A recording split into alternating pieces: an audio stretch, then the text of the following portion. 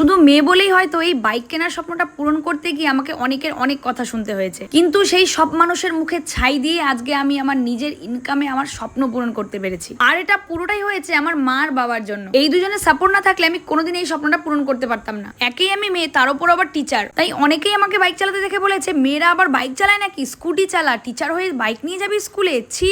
মেয়েরা বাইক চালালে তাকে মর্দাঙ্গি বলে, মর্দা মেয়ে ছেলে বলে, এগুলো পর্যন্ত আমাকে শুনতে হয়েছে, আরো কত কি। কিন্তু আমার বাবা সেই একই সমাজে থেকে সেই 60s এর মানুষ হওয়ার সত্ত্বেও যখন আমি বললাম যে বাবা এনফিল্ডেরই একটা বাইক দেখেছি হান্টার, সেটাই নিবো ভাবছি, বাবা বললো হান্টার বুঝি না, সেটাই নিবি, হালকা বাইক নিয়ে, কারণ পাহাড়ে টাহাড়ে যাবি কদিন পরে, তখন কিন্তু বাইক পড়ে গেলে ওঠাতে অনেক মুশকিল হবে, অত সহজ না ভারী বাইক চালানো। বিশ্বাস করো এই কথাটা না সব মেয়ের বাবা বলতে পারে না, আর যেসব বাবারা বলে তাদের মেয়েরাই পারে এই সমাজের ব্রতী হতে। ছোট থেকেই আমার ক্ষেত্রে আমার বাবা খুব স্ট্রিক্ট, আমি একদমই আমার বাবার ক্লোজ না। আমার কেরিয়ারের ক্ষেত্রে আমি যে সাপোর্ট পেয়েছি, সত্যি হয়তো আমি 7 জন্ম তপস্যা করেছিলাম যার জন্য এরকম মা বাবা পেয়েছি।